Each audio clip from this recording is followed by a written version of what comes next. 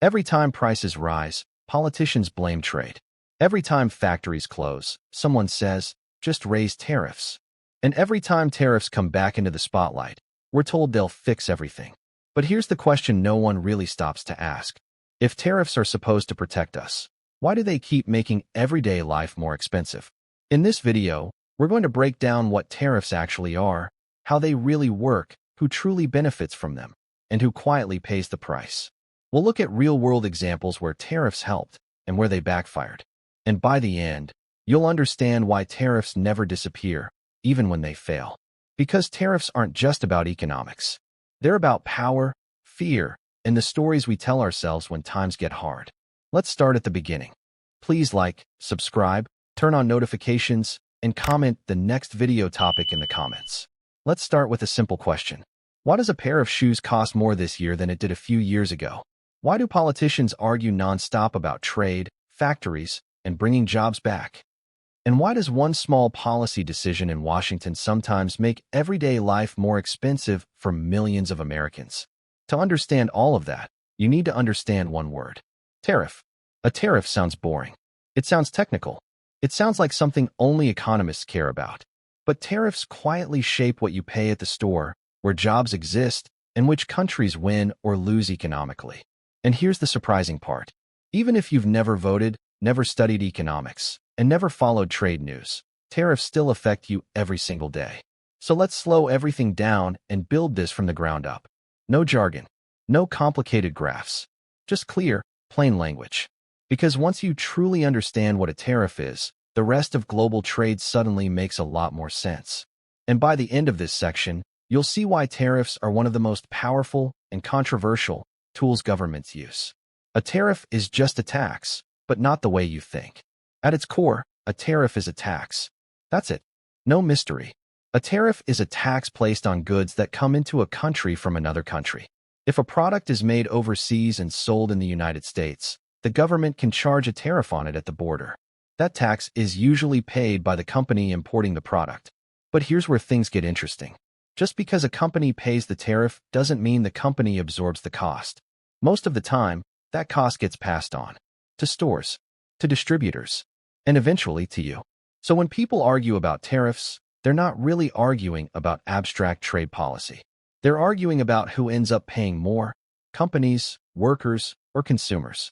And the answer is almost always consumers pay at least part of it. But before we get ahead of ourselves, let's rewind. Why tariffs exist at all? Tariffs didn't appear out of nowhere. They're one of the oldest economic tools in human history. Long before income taxes existed, governments needed money.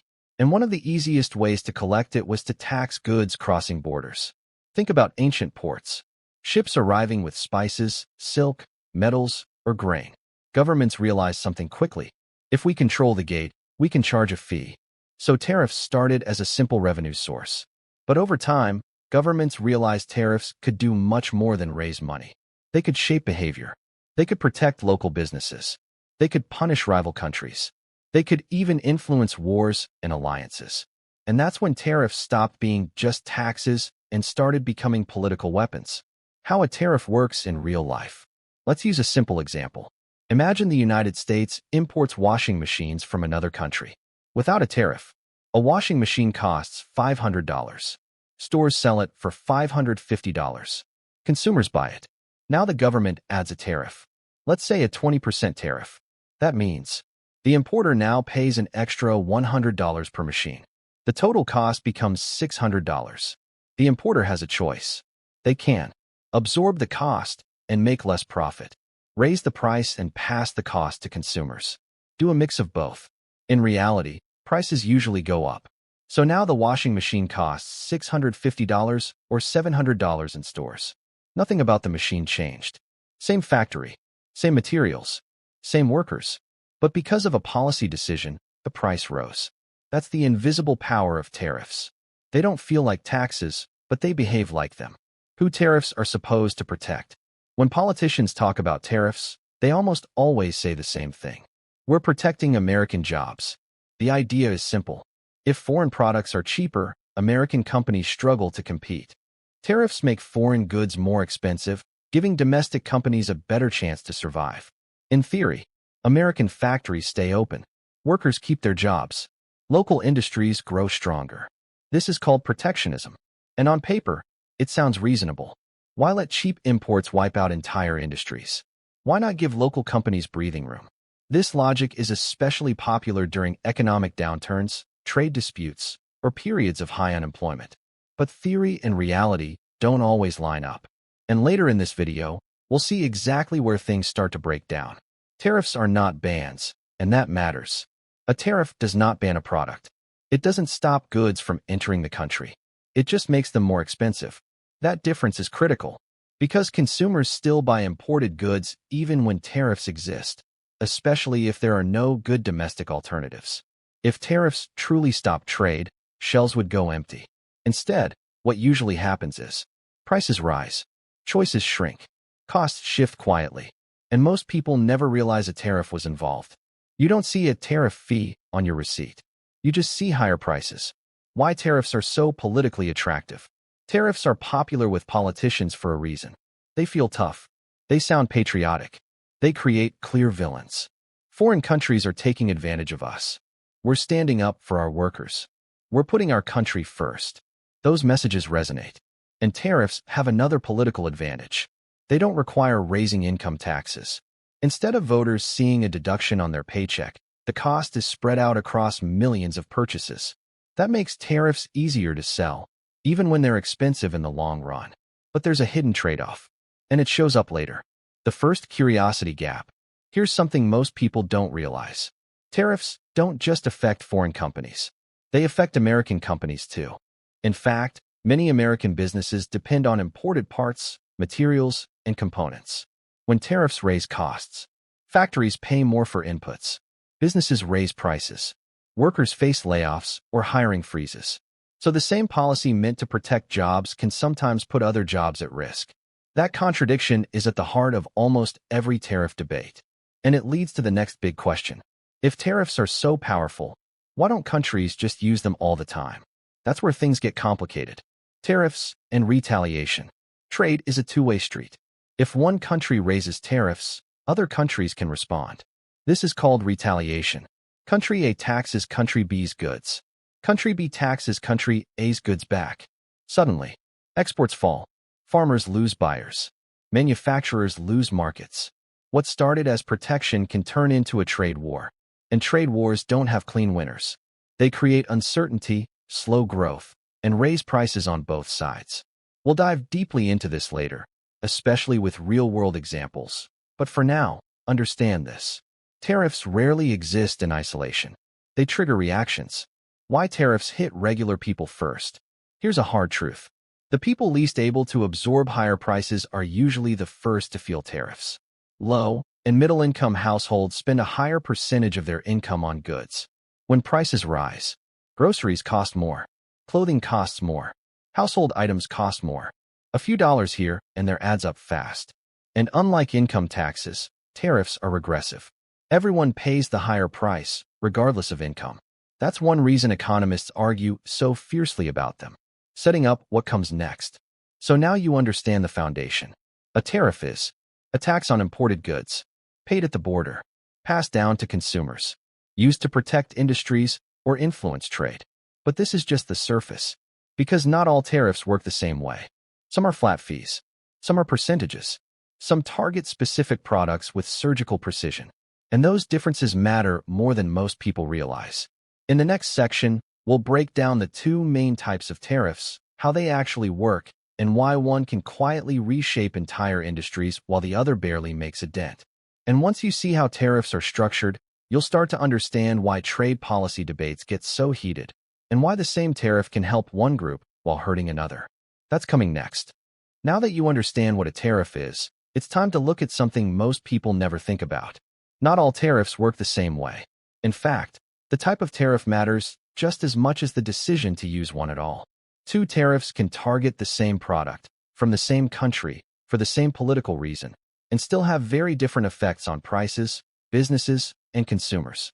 That's because tariffs come in different forms, and those forms quietly determine who pays the most, how fast prices rise, whether companies can adapt, and how long the impact lasts. So in this section, We're going to break tariffs into their main categories, slowly and clearly, without jargon. Once you understand this, you'll never hear trade news the same way again. The two core types of tariffs. Most tariffs fall into two main categories. Specific tariffs, ad valorem tariffs. Those names sound technical, but the ideas behind them are simple. One is a fixed fee, the other is a percentage. That difference changes everything. Let's start with the simplest one. Specific tariffs, the flat fee approach. A specific tariff is a fixed dollar amount charged per unit of a product. Not a percentage, not a sliding scale, just a flat fee. For example, $5 per shirt, $100 per car, 50 cents per pound of steel. No matter how cheap or expensive the item is, the tariff stays the same. This type of tariff is easy to understand and easy to enforce. Customs officials don't need to calculate market value. They just count units. That simplicity is why specific tariffs were popular historically. But simplicity comes with trade-offs. How specific tariffs affect prices.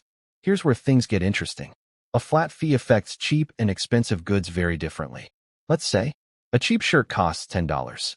A specific tariff adds $5. That's a 50% increase. Now take a premium shirt that costs $50. The same $5 tariff is only a 10% increase. So specific tariffs hit low-cost goods much harder, proportionally. That means budget consumers feel it more. Low-end imports become less competitive. Higher-end imports barely notice. This matters a lot for everyday goods. Clothing, food, household items. These are areas where price sensitivity is high.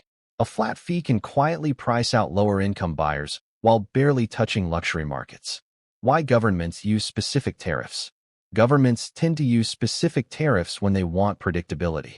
They know exactly how much revenue they'll collect per unit. They also use them when product values are hard to measure or easy to manipulate. Because here's a problem with tariffs. Companies can lie. If a tariff depends on declared value, importers have an incentive to underreport prices. But with a specific tariff, there's no debate. One item equals one fee. That clarity is appealing. But it creates a new problem. The inflation problem with specific tariffs. Specific tariffs don't adjust automatically for inflation. If a $5 tariff was set 20 years ago, it still stays $5 today unless changed. Over time, that tariff becomes weaker. As prices rise, the real impact of the tariff shrinks. Protection fades. Imports become competitive again. That means governments must constantly update specific tariffs, which requires political effort. And politics is slow. This is one reason modern trade policy often favors the second type. Ad valorem tariffs, the percentage model. An ad valorem tariff is based on value. Instead of a flat fee, it's a percentage of the product's price.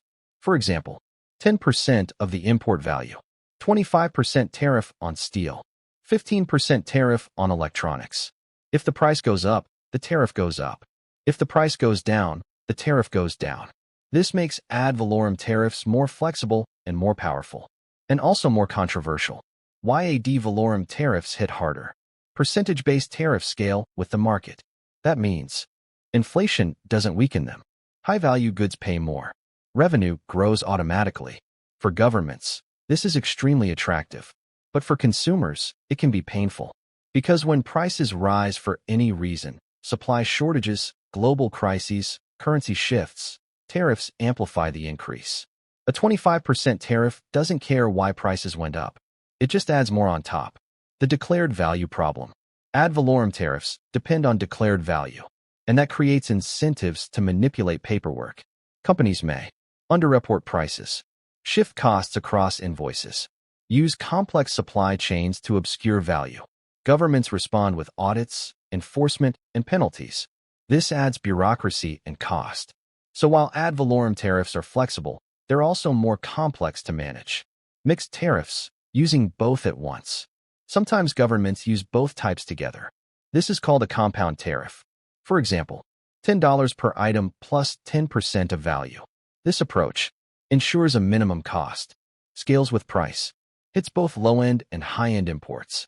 It's aggressive, and it's often used when governments really want to discourage imports. But it also raises the risk of price spikes and retaliation.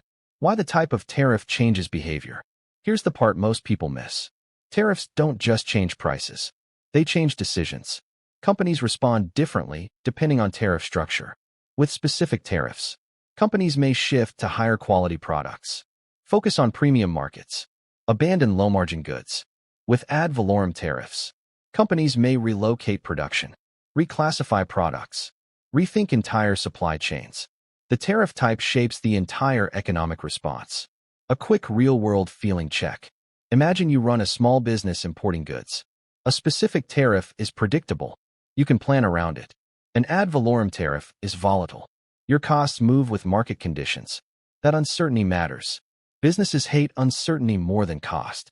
And tariffs often create both. The second curiosity gap. Here's the big question this section sets up. If tariffs can be structured in so many ways, if governments can fine-tune them, if they can protect industries without outright bans, why do tariffs still cause so much damage? Why do prices rise? Why do trade wars happen? Why do some industries collapse anyway? That brings us to the heart of the debate. Because tariffs don't just have benefits. They come with serious downsides. And in the next section, we're going to break down the real pros and cons of tariffs, not in theory, but in practice. Who actually wins, who loses, and why the answer is rarely what politicians promise. That's coming next. By now, you understand what tariffs are and the different ways they can be structured. Now comes the harder question. Do tariffs actually help? Because tariffs are always sold as protection. Protection for workers. Protection for industries. Protection for the country. But at the same time, tariffs raise prices. They disrupt supply chains. They trigger retaliation. So how can the same policy be described as both a shield and a weapon? To answer that, we need to slow down and look at both sides. Honestly, calmly, without slogans. Because tariffs do create winners. They also create losers. And the tricky part is that the winners and losers are rarely the same people politicians talk about. The promise of tariffs. Let's start with why governments use tariffs in the first place. No country imposes tariffs accidentally. Tariffs are always justified with a story. That story usually sounds something like this. Our industries are under threat. Our workers can't compete with cheap foreign labor. We need to protect ourselves. And sometimes, that story isn't wrong. Pro number 1. Protecting domestic industries. This is the most common argument for tariffs. If foreign goods are cheaper, local businesses struggle. Tariffs raise the price of imports, giving domestic producers a chance to compete. This can keep factories open, preserve local jobs, prevent industries from disappearing entirely. In industries like steel, agriculture, or manufacturing, this argument carries emotional weight. Entire towns can depend on a single industry. When imports flood the market, those towns feel it immediately. Tariffs slow that flood. They act like a dam. The temporary breathing room effect. Tariffs can buy time. They give domestic companies space to invest in better technology, improve efficiency, retrain workers, reorganize production. In theory, this leads to stronger, more competitive industries. But that, in theory, matters a lot. Because protection only works if it's temporary and paired with reform. And that's where things start to crack. Pro number 2. National security arguments. Some industries aren't just economic. They're strategic. Things like energy, steel, food production, technology components. Governments argue that relying too heavily on foreign suppliers is risky. Tariffs are used to ensure domestic capacity survives. This argument becomes especially powerful during crises. When supply chains break, the cost of dependency becomes visible. Tariffs are framed as insurance. Expensive insurance, but insurance nonetheless. Pro number 3. Government revenue. Tariffs raise money. Every imported good generates revenue at the border. Historically, tariffs were one of the main sources of government income. Even today, they can generate billions. That money can be used for infrastructure, social programs, debt reduction. But there's a catch. Tariffs are a hidden tax, and hidden taxes are politically convenient. The illusion of foreigners paying. Tariffs are often sold as making foreign countries pay. But that's not how they work. Importers pay tariffs. Importers raise prices. Consumers pay more. The cost travels quietly down the chain. Most people don't see tariff on their receipt. They just see higher prices, which leads us to the downside. Con number 1. Higher prices for consumers. This is the most direct cost of tariffs. Prices go up, sometimes immediately, sometimes slowly. But almost always, this hits groceries, clothing, electronics, cars, household goods, and it hits lower-income households hardest because they spend a larger share of their income on essentials. Tariffs are regressive. They take a bigger percentage from those with less. The cost spread problem. Even tariffs aimed at one product spread across the economy. Tariffs on steel affect cars, appliances, construction, infrastructure. Tariffs on electronics affect phones, computers, medical equipment. Modern supply chains are interconnected. A tariff on one input raises costs everywhere. This makes inflation harder to control. Con number 2. Retaliation and trade wars. Tariffs rarely happen in isolation. Other countries respond. They impose tariffs of their own.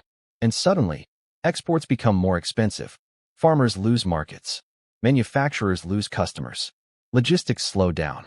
Trade wars don't stay contained. They escalate. Each side claims they're defending themselves. And consumers on both sides pay. The farmer problem.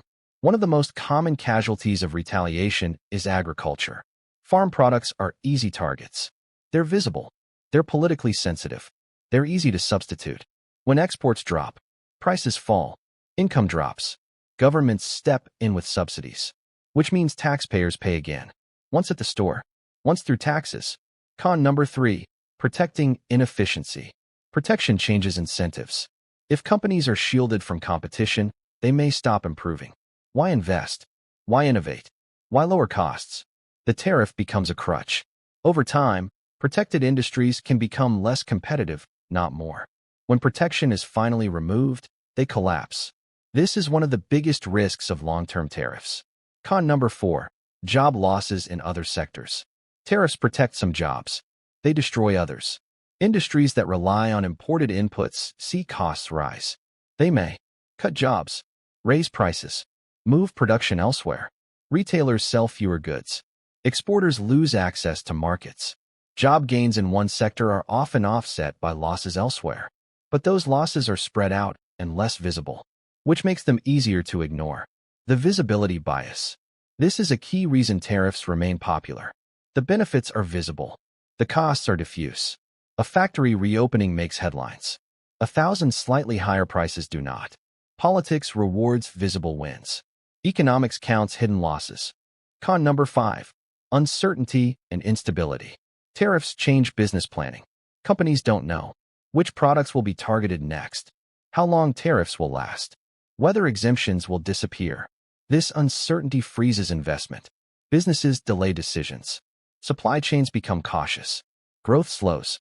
Stability matters more than perfection. Tariffs undermine stability. The big trade OFF. So here's the truth. Tariffs can protect. They can also punish. They can help some workers. They can hurt many consumers. They can strengthen national industries. They can weaken the overall economy. There is no free tariff. Every benefit has a cost. The question isn't, are tariffs good or bad? The real question is, do they actually work in the long run?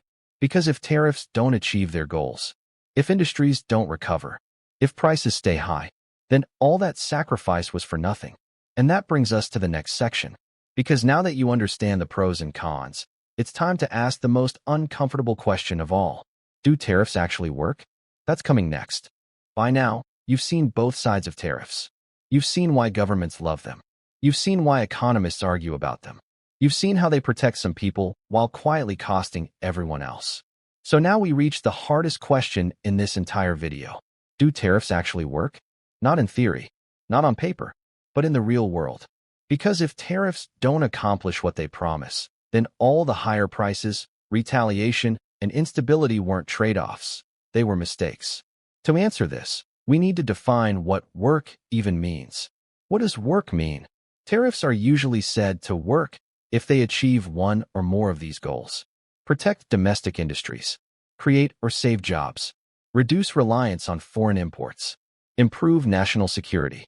Strengthen the economy long-term. The problem is that tariffs often succeed in one area while failing in others. So when someone says tariffs work or don't, they're usually talking about one outcome, not the whole picture. Let's break it down. Short-term versus long-term results. Tariffs almost always show short-term effects. Factories may reopen. Domestic production may rise. Imports may fall. At first glance, it looks like success. But economics is patient. The real test isn't what happens in the first year. It's what happens 5 or 10 years later. That's where tariffs struggle. Short term, yes, tariffs can work. In the short term, tariffs often do exactly what they're designed to do. Imports become more expensive. Domestic producers become more competitive. Market share shifts inward. This can save struggling industries, stabilize employment, reduce sudden economic shocks. In crisis situations, this matters. Tariffs can act like emergency brakes. They slow damage. The problem with emergency brakes are not engines.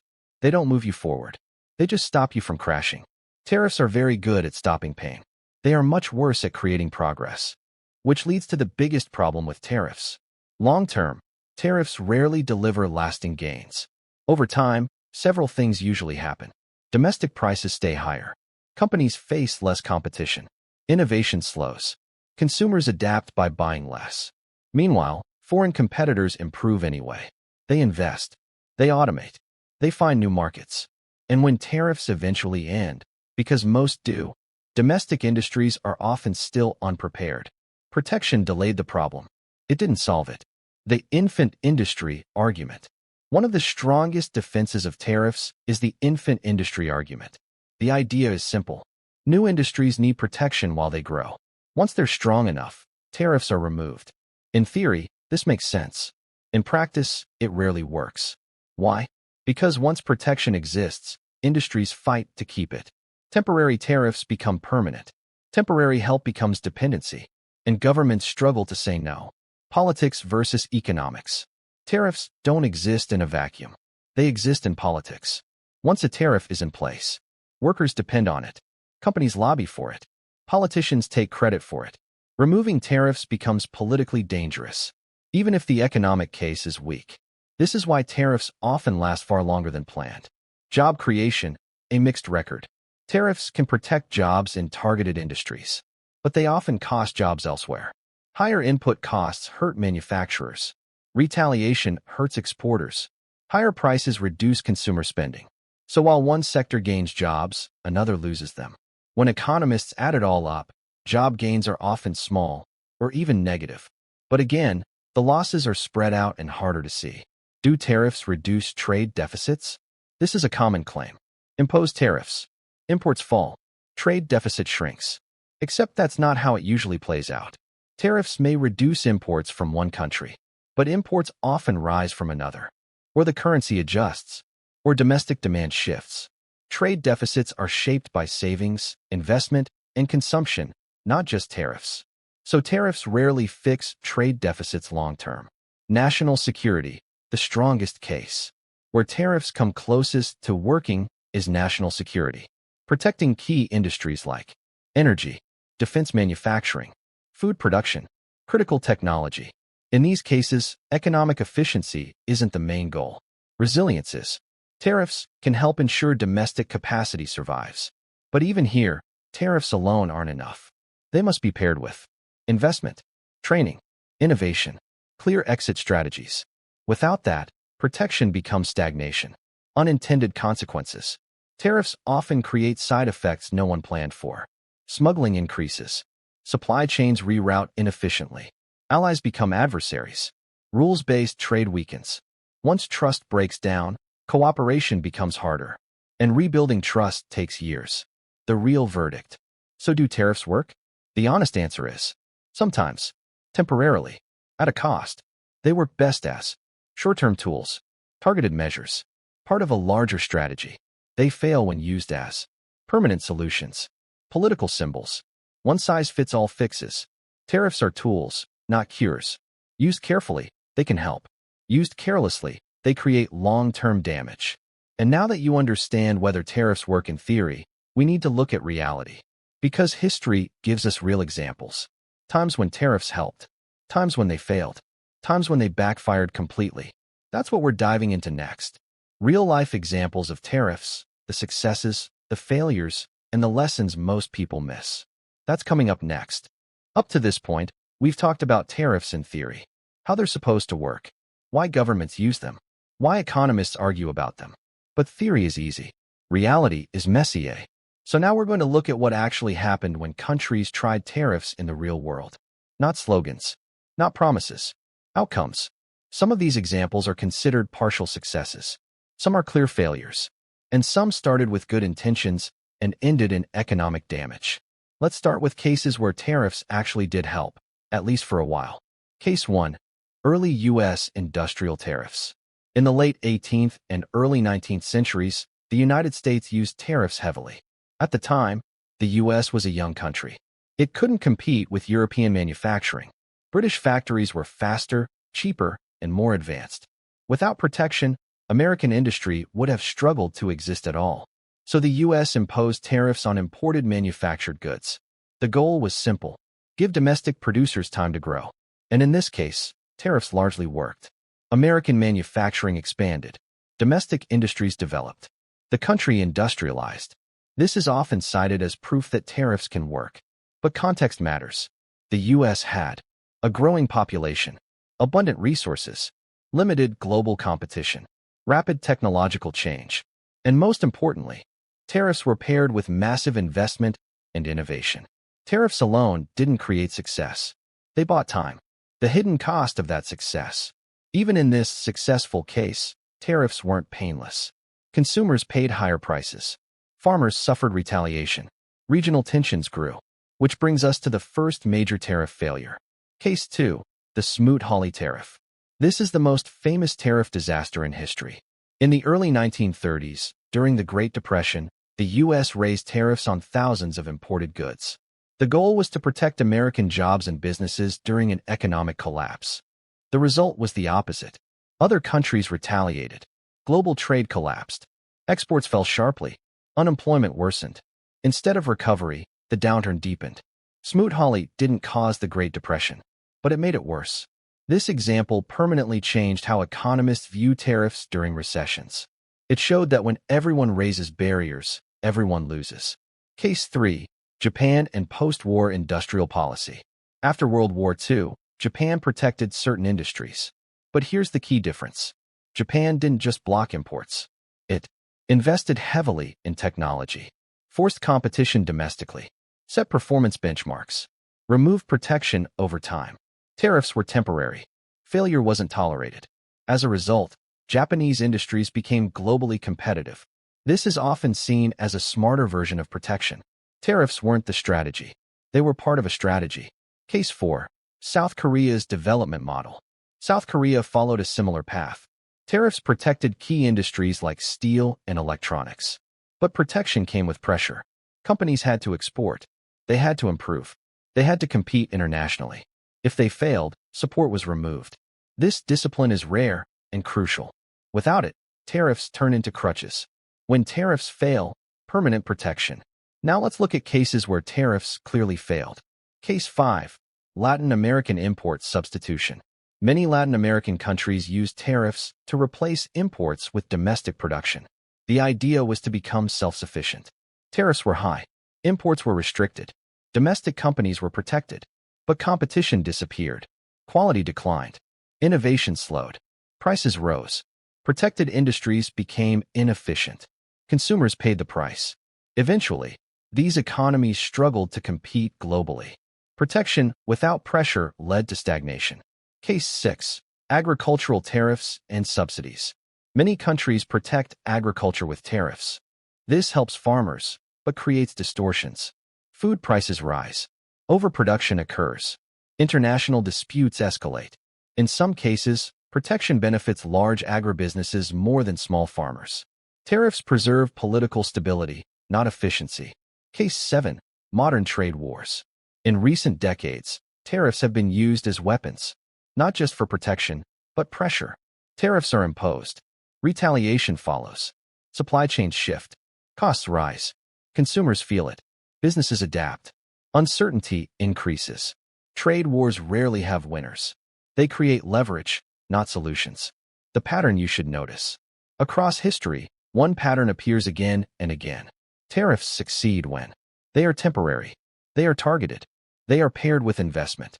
They include exit plans. Tariffs fail when they become permanent. They protect inefficiency. They are used politically. They ignore retaliation.